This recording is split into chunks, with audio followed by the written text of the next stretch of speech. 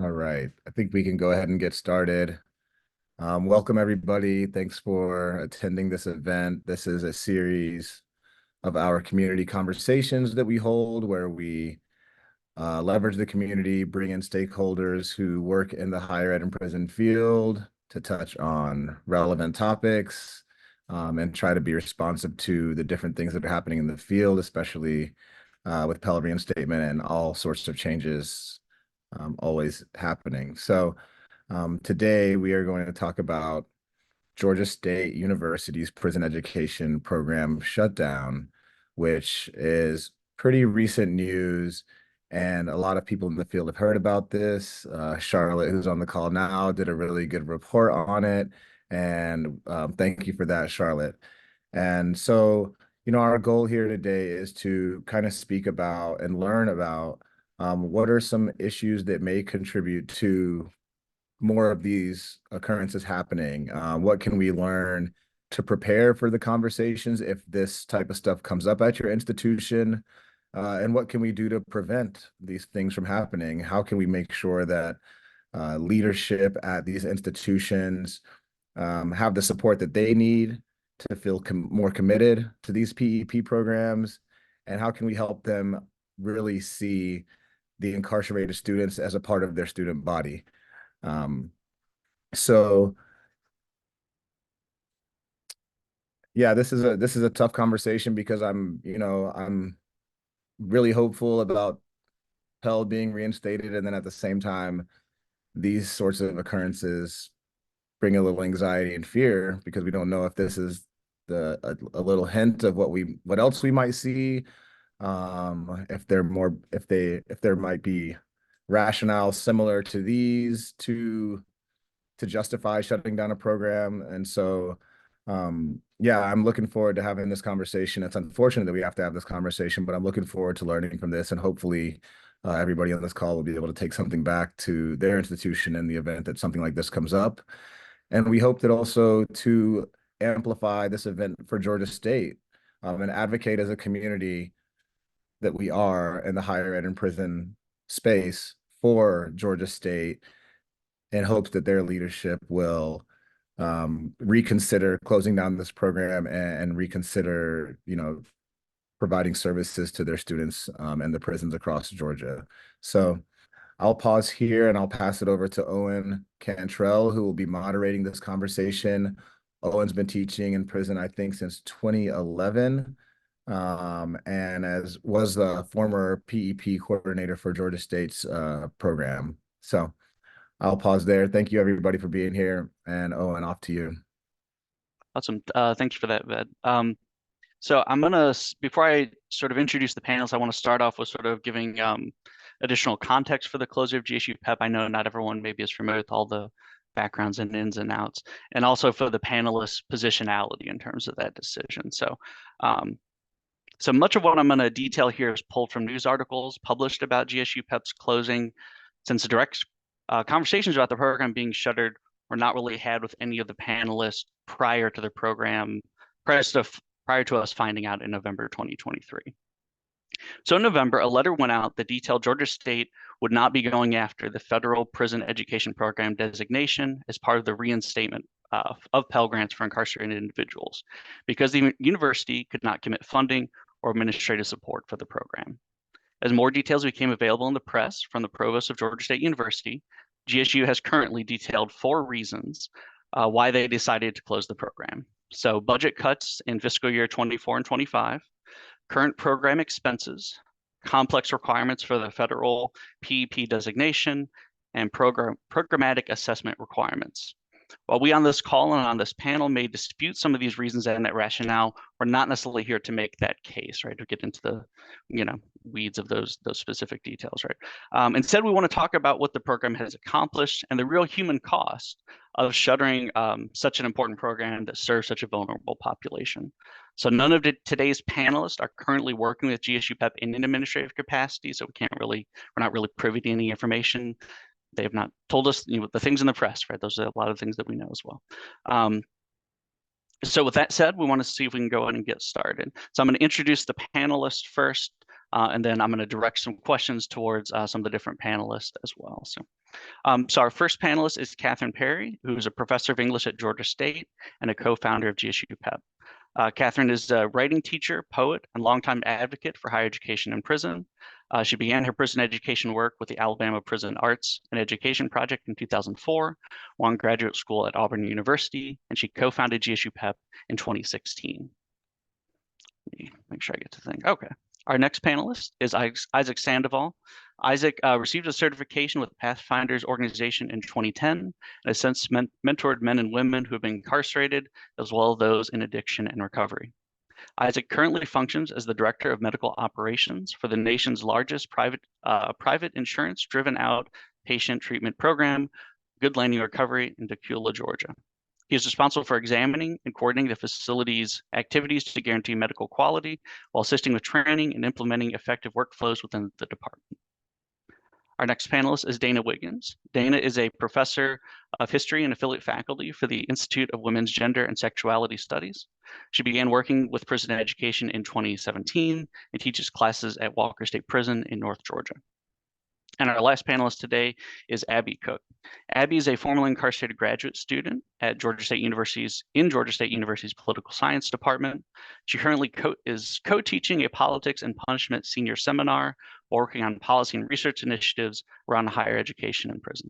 So thank you everybody for joining us for today's discussion. All right, so my first question is for Catherine. So Catherine, you're one of the co-founders of GSUPEP, and I've served as a coordinator for over 5 years. How have you thought about GSUPEP shutting down in the context of the work of higher education in prison, both in the Southeast, the region we're in, as well as just in the nation in a broader sense? Yeah, of course, I've thought about this a lot in the last however many months, and I have mostly been worried about how we become a model for how to shut down, if that makes sense. Like that's what it keeps going over and over in my mind. How do we will other schools follow in our footsteps? And that's really has scared me a lot. And I've been thinking about, what could we have done differently? And, I don't know, except for to say perhaps early on we should have made the university buy in financially, right? That they always let the whole project was built on the backs of people like you and I, and like who worked tirelessly to get it done for no money and for no position in that. And when we finally got grant money to get a position, then suddenly this is what seems to be happening. And so it feels like if you're not people passionately working, not that the people who are working there aren't passionate, but you know what I mean when you build something from scratch. So yeah, it's what I'm most worried about is why I think we're having this, is that I don't want other people to follow in our footsteps. Did I answer your question? Yeah, absolutely. And I kind of have questions I'm directing towards different panelists, but being the panelists wanted to sort of throw in anything if they feel like, I have something to say on that, feel free to sort of join in as well. Okay, so my next question I have is for Dana. So Dana, you've taught several classes with GSUPEP throughout the lifetime of the program. What do you feel higher education has offered your students, and how do you feel GSU ending its program will affect that? I think it offers them the same thing that it offered me. I've said this since I started working for the program. I grew up in true poverty. Education saved my life. I'm the first person in my family to go to college. I got a PhD. I teach. I'm not supposed to be here. This was not, I think, my life trajectory, and college saved me in every way that I can imagine. And I feel that it does that for my students too. And in my life, and I think in their lives too, it's not just us. The fact that I have a college education and was afforded that opportunity means that I can teach other students. My sister has a niece. My niece's life is dramatically different than ours because both of us had access to higher education. And so I know that there's a transformative power in it that helps not just the students in the classroom, but also society, their family. It helps us as the educators. It helps the institution. I see nothing negative associated with these programs. Awesome, thank you. So the next question I have is for Isaac. So Isaac, you took classes with GSUPEP while on the inside. What was the impact of taking those classes on you, and how do you feel the program shutting down could affect students still on the inside, still taking classes with folks like Dana? Yeah, so for me, and I'll lead by saying I didn't even finish the program. I was released from prison 4 years prior to my expected release date. So my time with GSUPEP was cut short. However, the impact is evident, to where I am today. Prior to entering GSUPEP, I was still involved in activities I probably shouldn't have been involved in prison. But entering GSUPEP, it really showed me something that I'd never really realized before in my entire life, was that I had the capability and acumen to achieve something, significant or great, to become a productive citizen in our society.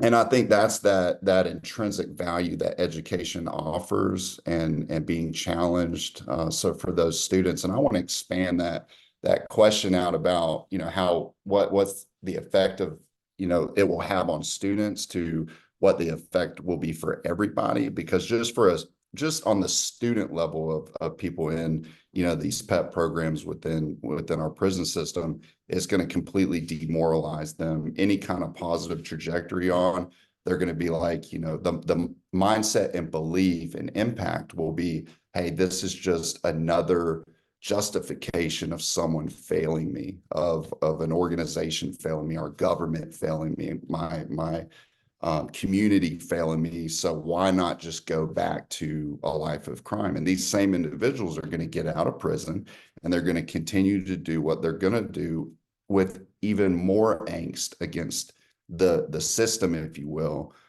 because they have no reason or no justification of why they should change their life around or do better. On top of that, and I mentioned in that article that, education reduces recidivism by 40%. Taxpayers spend annually roughly $80 billion in the United States towards the state prison system. In 2025, Governor Kemp approved a budget of $1.48 billion towards the Georgia Department of Corrections. So it's an astronomical impact all the way across the board. And for the Georgia State Provost to say, we're going to shut this thing down, and by attachment, Georgia State University, and by attachment, our educational system, to say that we're not going to look at all possible avenues of how to continue this program, and just throw out, well, we have, a lack of finances to continue this program, so we're just going to shut it down. To say that, the provost, Georgia State, the educational system is saying, hey, we don't care about the reduction of crime. We don't care about our mass incarceration epidemic that we have in this country. We don't care about taxpayer dollars. We don't care about any of that. And that's the statement that's communicated in this action. Awesome, thank you. And I want to, since I'm acting moderator here, I want to connect something that you said, something that Dana said. In terms of the impact on students and broadening that out to the community. I mean, I know myself, I've had several students who started taking classes on the inside, and they told their son or daughter or, wife, or like all sorts of people, and say like, hey, you should take classes, right? I had one student who was like trying to graduate before his daughter would, right, from Georgia State, right? And that is that breaking that cycle, right, of incarceration, right? That if we're saying like, hey, education saved me, it saves people beyond that too, right? So Oh, I had a few students in the fall who had children who were enrolled at Georgia State. And so the fact that they were taking classes for Georgia State gave them a way to connect with their children, and something for them to talk about, and a way for them to bond in maybe unexpected ways. So there's that aspect of it as well. Isaac, did you have something you were going to say on that one? Oh no, I mean that's totally correct. I mean, there's so much value across the board in that reconnection of families that's torn apart through the prison system, or the life that many individuals had once lived. And it's just it's it's disheartening. It's even disappointing to me. It makes me lose faith in our educational system. And I'm a benefactor. I have a good career. I'm a professional, and all of that I can attribute to the GSUPEP, because that's really what changed the trajectory. And now this comes to light, and it just has put a real bad taste in my mouth, and a lot of sorrow in my heart for everybody involved, and more importantly for the people that's going to impact the most. And that's our men and women in our prison system, which ultimately is going to affect everybody. Thank you. So next question is for Abby. So Abby, you're currently a Georgia State student on the Atlanta campus and have been involved with student efforts to save the program. What can you tell us about how GSU affected traditional campus students in thinking about their education, and also how GSU's decision to shut down the program has maybe made students think differently about the university? Yeah, thank you for that. So I've been attending GSU since 2020. Started on campus 2021, and I think something important to note about students and how they shifted their thinking around education is that the advocacy that you're seeing around saving GSUPEP today was not really started by GSU faculty, GSU PEP faculty. It was started by students. Two of those students, as well as myself, are on that call. Rafaela Berry and Madeleine Tilder. They are currently attending GSU, and they approached me in March and they said, hey, GSU PEP is closing. We're upset about it. Nobody gave us answers. They thought just because we're students, we didn't deserve to know. And not only that, but they care so much about the incarcerated students currently in the program. They've never even met these students, but they see the value in it, that they were like, we're going to do something. And the first thing that we did was we went to the media and we contacted our legislators, and we fought as hard as we could. And I've never gone through GSUPEP. I don't formally work with GSUPEP. I'm in the poli-sci department. But being formerly incarcerated myself, I could see the value. And these two students who have not had personal experience with incarceration, but could see the value in it, like their mindset has just kind of pervaded through the rest of the campus, and people are now really keeping an eye out for it. So special shout out to them. And I think students can really see that if people are fighting for their education while they are not adequately housed, not adequately fed, under rights violations investigations in their facilities, and they're still trying to get their education. I think that really says something about how students who are free view their education. I think in terms of GSU and how students now view GSU after this decision, in 2023, GSU was kind of bathing themselves in the celebrations of having graduated the first class of incarcerated students from a public institution in 30 years in the state of Georgia. And they were, the comment section was flooded. They were receiving so many positive news stories, and everyone was so excited. They turned around about a month or two later and quietly made this decision. And they didn't let anyone know for about 6 to 7 months. And even when they did let people know, it wasn't an honest answer. And I don't think anyone's truly gotten an honest answer, and that did not look good for the university. To put in your mission statement that we want to educate students from all backgrounds, and then to immediately cut off that opportunity shortly after is absolutely despicable. And I can't imagine any students truly respecting GSU leadership after that decision was made. Beyond that, a lot of faculty have not been able to confidently speak up about this because they are not being informed by their bosses. So students who are left in the dark are turning to their professors who are saying, I am just as in the dark as you are. Why does that make sense? A lot of students, I had one of my friends text me last night. She's graduating this spring, and she was at an event with some GSU leadership, and she was pissed because she's seen it in the news. She's seen all these students talk about it, and she walked right up to the provost and she said, why are you doing this? And and no one can give anyone a straight answer. I think beyond that, beyond the vocal commitments and the celebrating themselves, GSU students are already upset with GSU administration because we are saying that we, want to educate our students, keep our students safe, and then we're hiring lots of police officers while divesting in a program that reduces recidivism in such an extreme way. 40 to 43% is a massive reduction in recidivism. Beyond that, students regularly don't feel heard by their administration, and I think this whole thing has really exposed how we're not really cared for. Like, we were upset because we didn't think incarcerated students were being cared for, and we kind of realized in the process that they don't care about us enough, to be honest. So I think it was definitely eye-opening for everyone involved. Awesome. Thank you for that, Abby.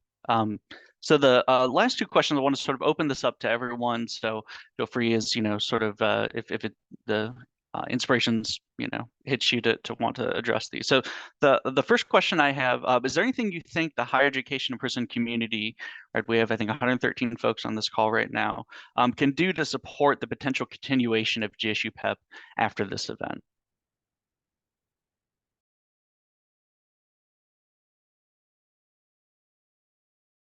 I might jump in really quickly.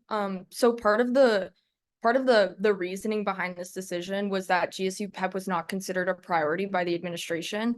And I'm not saying that for fun. I'm saying that because it's a direct quote from our GSU leadership that this program is not a priority. We actually received interest from multiple federal legislators who wanted to use their community-facing budget to fund GSU PEP, and they said that GSU said they would rather put that money towards other programs. So in that instance, we need to keep the pressure on because this is important. Incarcerated students matter, and we should be paying attention to them. So something that's very actionable is there's dozens of prison education programs here right now.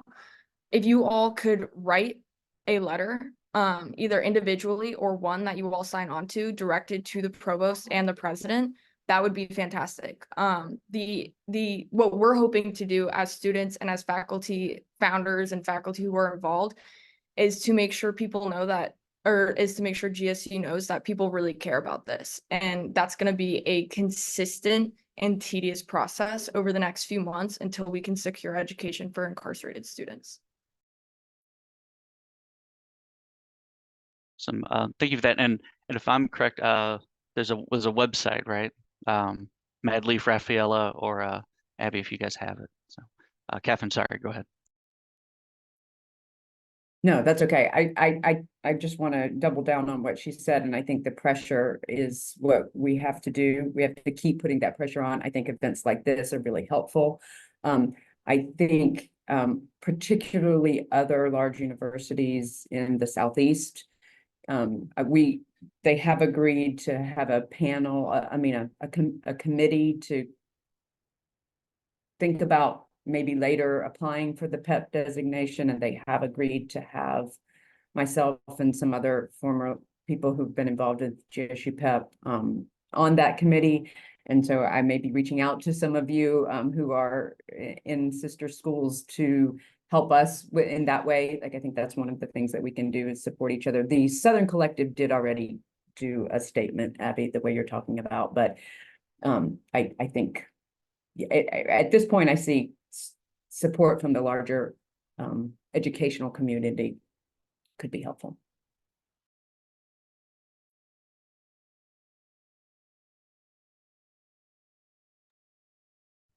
All right, I've one last sort of question. I think this will probably be a definitely a big focus of this panel and also probably of this event.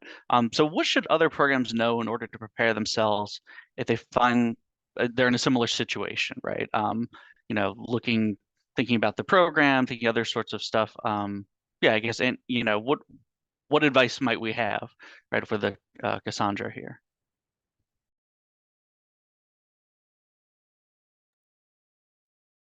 I have some, but I wanted to see if anybody else wanted to say something first. Sorry. And mine are pretty practical. And one is make sure that all of your agreements are signed. So any MOUs you have or contracts you have with the universities, make sure that they are, I mean, with the prisons, make sure that they're signed. Of the 3 degree programs that we have, 2 are allowed now to do a 3-year teach out program. And that is because that was in our MOU. So make sure that sort of thing is in your MOU. The 3rd one, that MOU had not yet been signed. So when they decided to close the program, they completely cut off that program immediately. So those students got 1 semester with us and then it's over. So that's something, make sure everything is signed that you are working on. My second thing is to push your universities to have financial investment in your program. One of the things they keep coming back to us and saying is that in order to get this PEP designation, it needs to look like you have hard money. This is not a requirement in the PEP designation, but word is on the street, whatever, that those applications that don't have that are being kicked back. So make sure that your program is paying some of your staff and that it's not all coming from grants and gifts. So those are my 2 recommendations. It may also be worth, we didn't really have a lot of media attention about this program until we graduated that first cohort. Is that correct?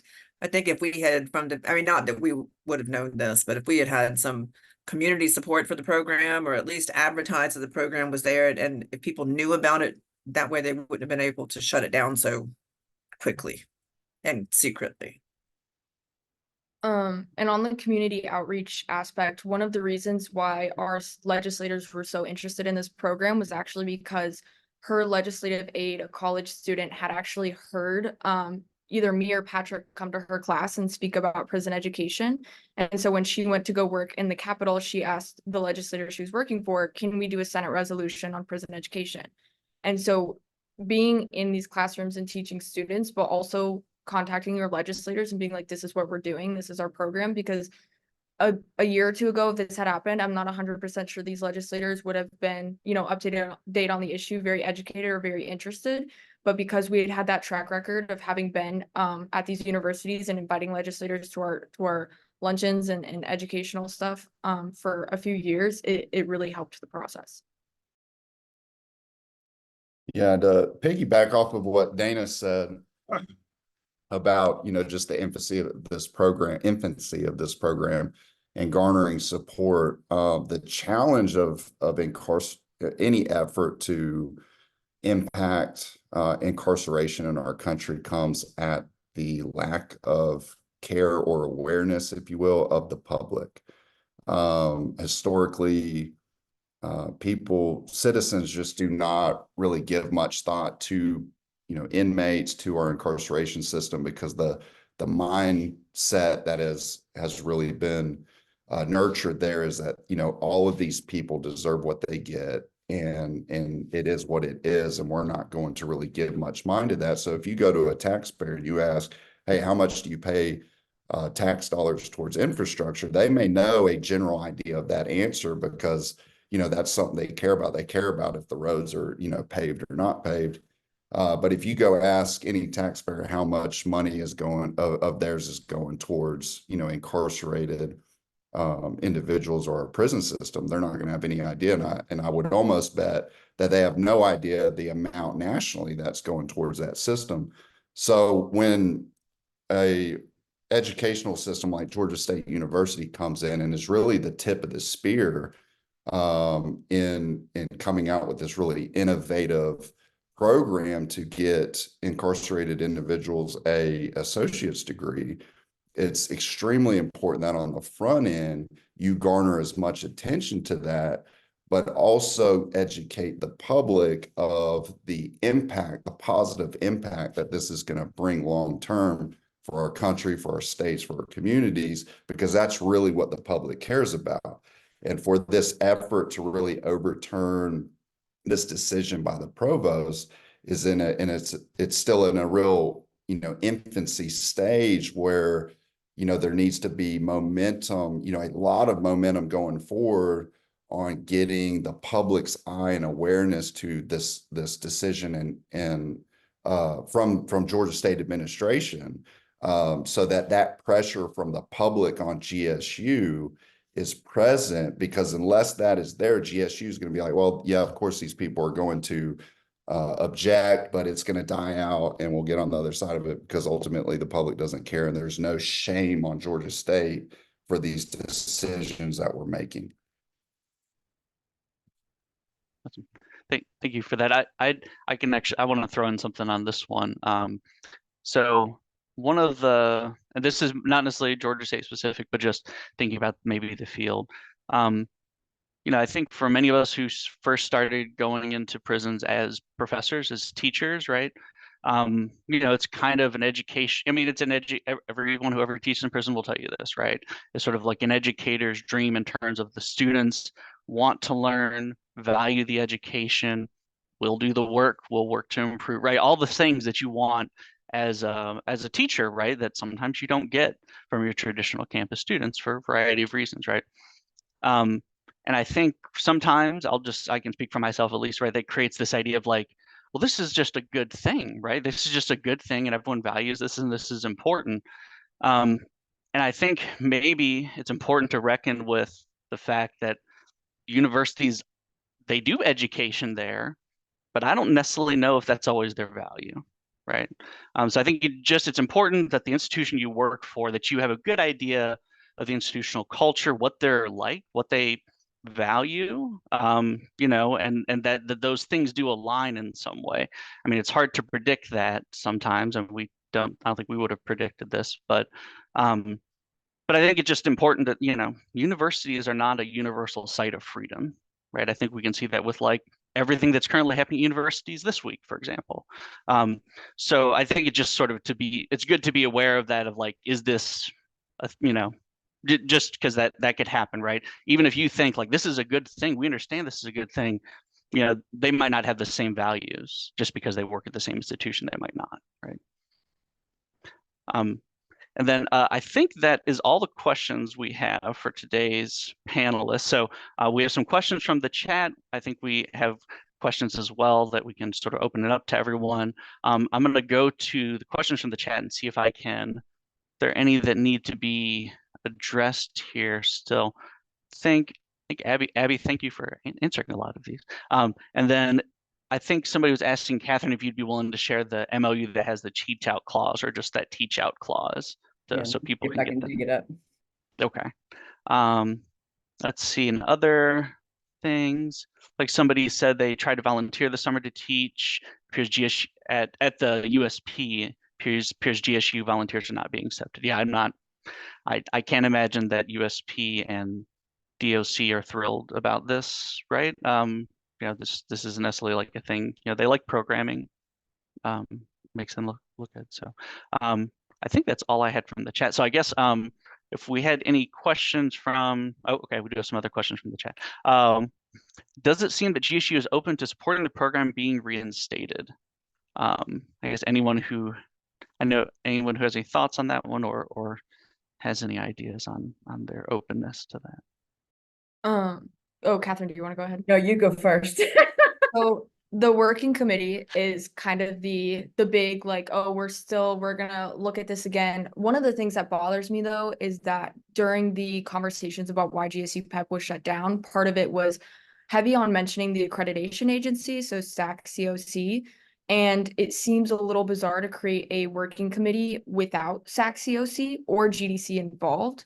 So they want us, the working committee is essentially so that we can apply for a PEP designation in the future, but some of the key stakeholders that are important for that application were not invited by GSU leadership to be on this working committee. So that's the first thing that kind of doesn't make sense.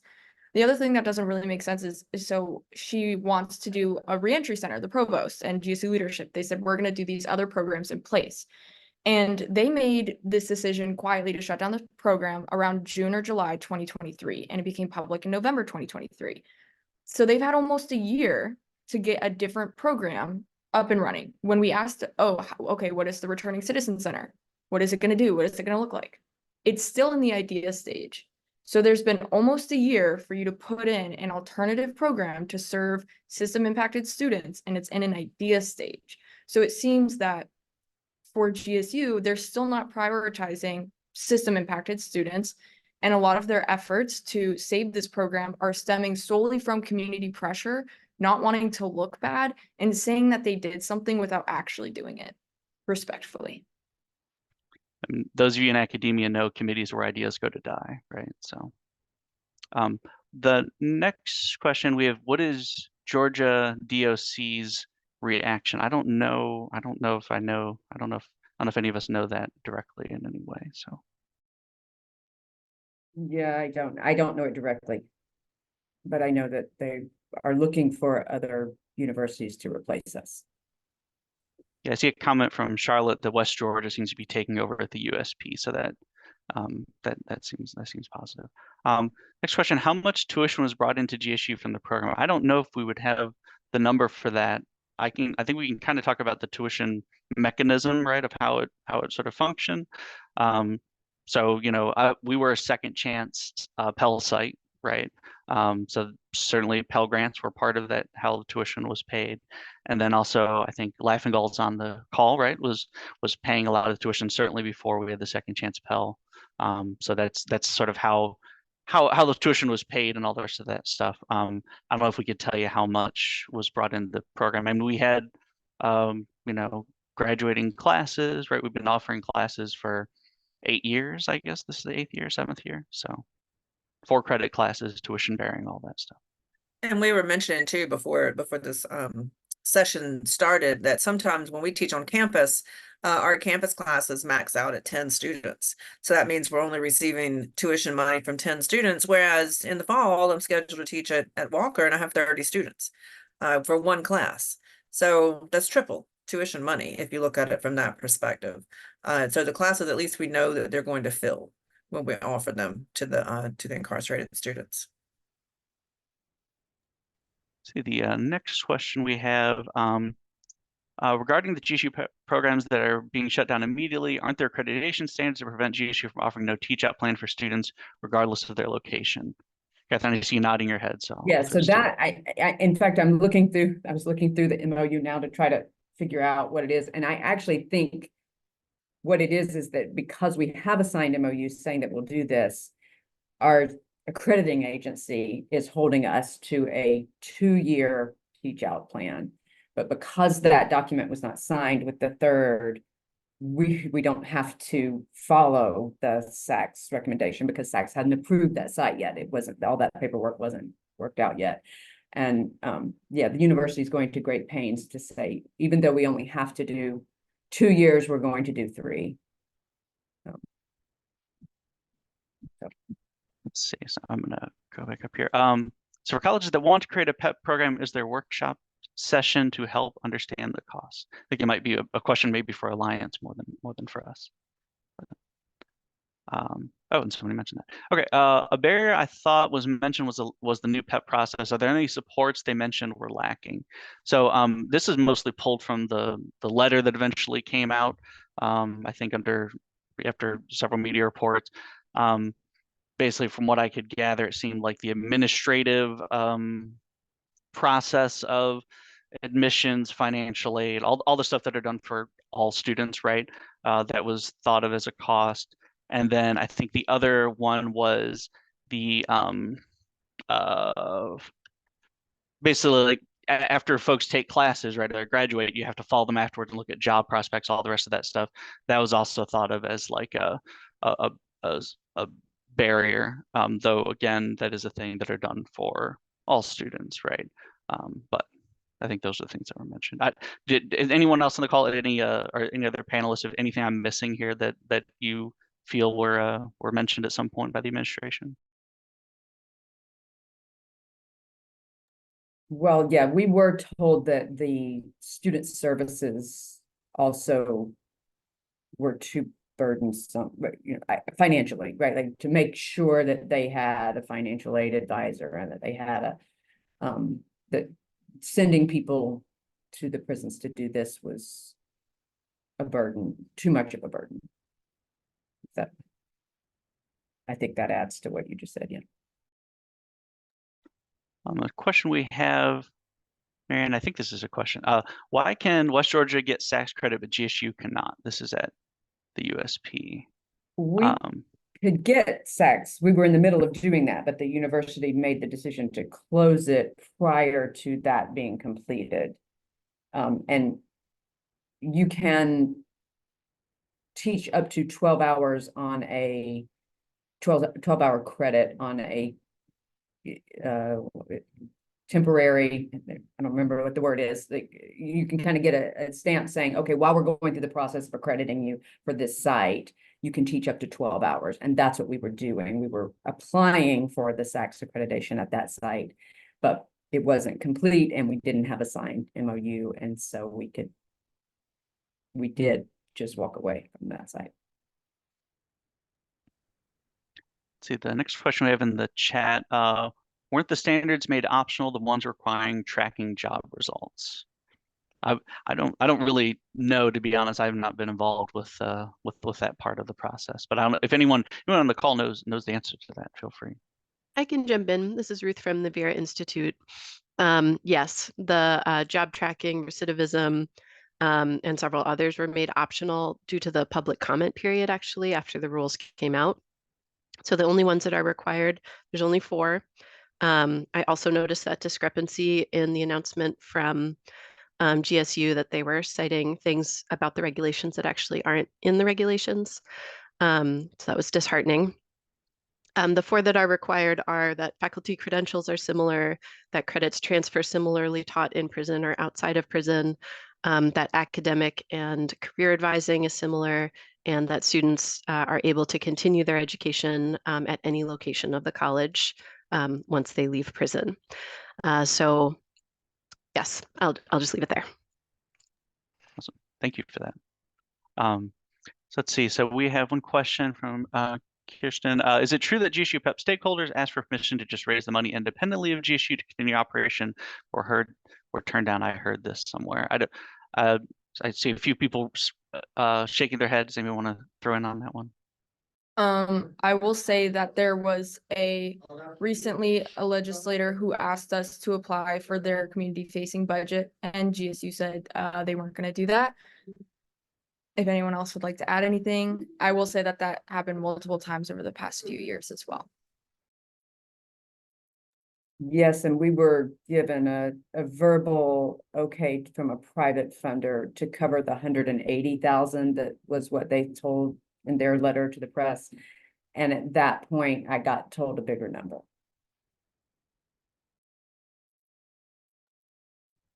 Let's see the next question. Will the foundations be changing their approach or requirements to determine which university they will fund based on this? Advice of how to build confidence with the funders given this situation. I think kind of probably to Catherine's, I'm sure there's some funders on the call who can address this, but to Catherine's point, certainly institutional buy-in, financial institutional buy-in, right? I'm sure that would be part of it. I know when we had conversations with funders, that sometimes was a barrier to getting a bigger gift was, what can your institution offer in terms of finances? And, we see what that was. So, and I guess anyone who does fund these programs that wants to, I know Laughing Gull is here and other folks, but.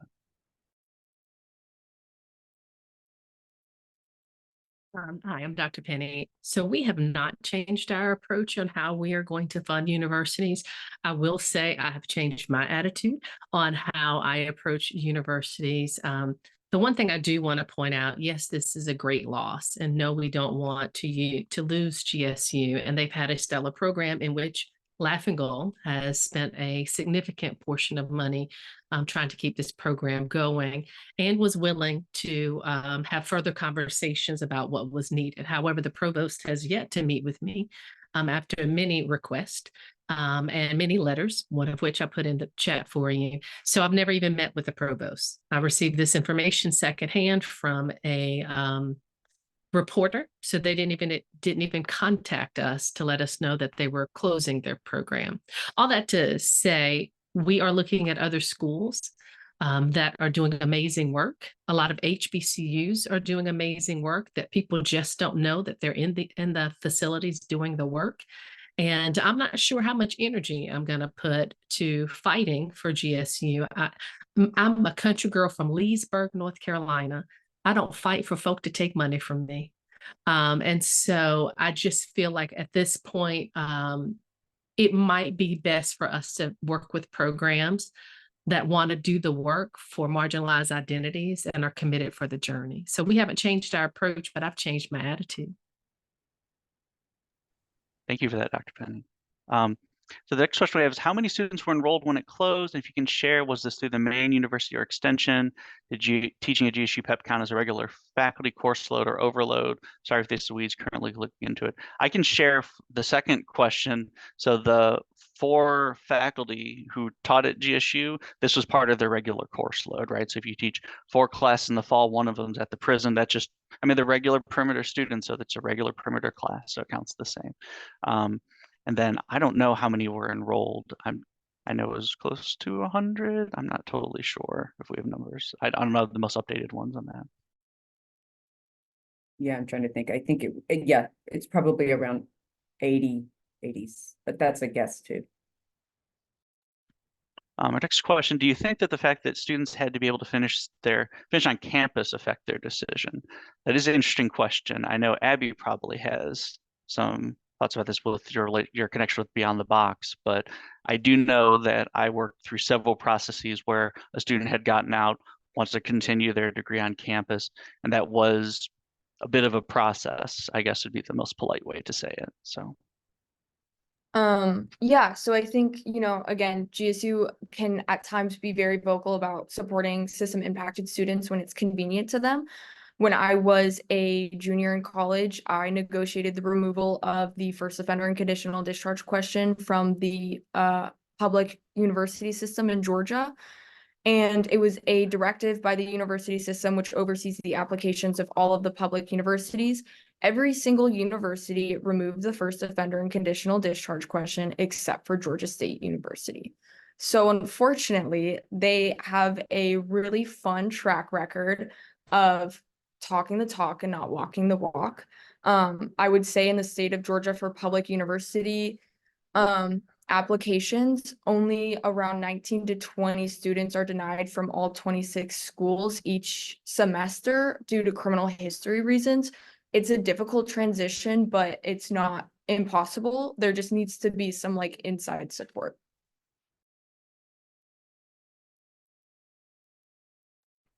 let's see. And the next question we have, does GSU receive state funding? Because turning down outside funding seems like irresponsible use of state tax dollars. Yeah, we definitely receive state funding, and I'll let the second part of that question stand for itself. Unless anyone has anything to relate to that one. So, okay. And then I think those are all the questions in the chat. So if we have I know we have a few more minutes here. So if any other questions, if anyone wants to come off mute to ask questions of any of the panelists or to anyone else here, I suppose. So.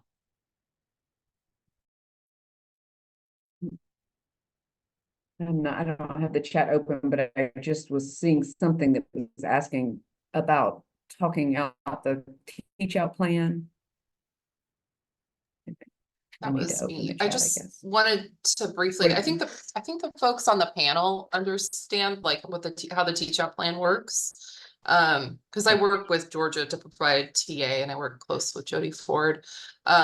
Just to mitigate some confusion, while the program is ending, the current students are allowed to complete their degree, so they will be graduating.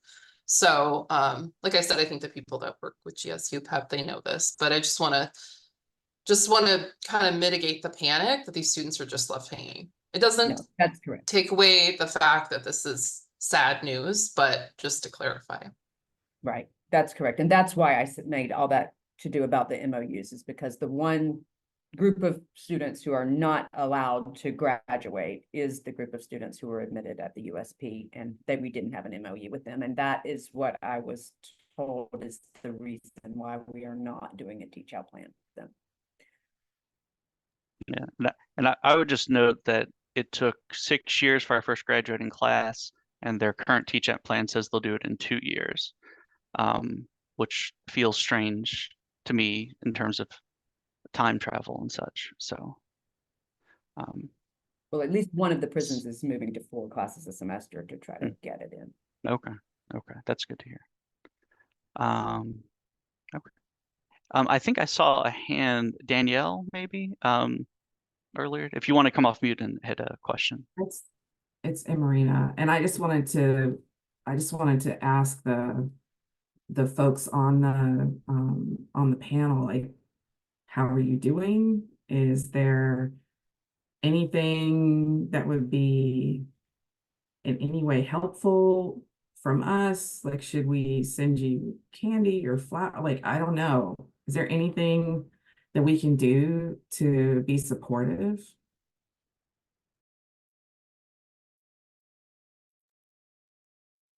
I don't know. I'm not doing well. I don't know that anyone can do anything. So, Owen, I'll let you speak for yourself, but I'm completely heartbroken. Yeah, I mean, kind of to, what I was saying towards the end of like thinking about universities differently. I like teaching classes and I think education's important. Whether or not that happens in university or not hasn't always been my concern.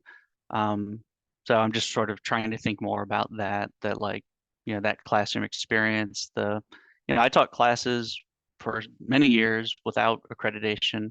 Seems like that's probably in the future as well. So yeah, I don't know how to answer the question how I'm doing. So any other folks want to throw in something? I'm obviously very angry, and I think that's been apparent through this entire panel. I do want to emphasize that me and the two students who have been really pushing this are not just gonna stop just because this semester has ended and just because it's about to be summer. Like, we're so incredibly dedicated to making sure that these incarcerated students receive their education. I don't care how long it takes. So support for us would look like, please just continue to stay engaged. We will likely be starting a listserv solely dedicated to what the working committee is doing, action items to keep Save GSUPEP. I'm sorry, there's some students working in the other room. To keep Save GSUPEP and the program in the forefront. So if you're interested in that, again, we've dropped our email and stuff, but we're not gonna let this go away. It doesn't matter. Like, I don't care. We're all in our like early 20s. We're all students. Like, we don't really know exactly what's going on, but we're here and we're ready. Some of you do know exactly what's going on. Some of you do have that experience, and we'd really like to lean on you, and we'd really love your help in trying to keep this program going.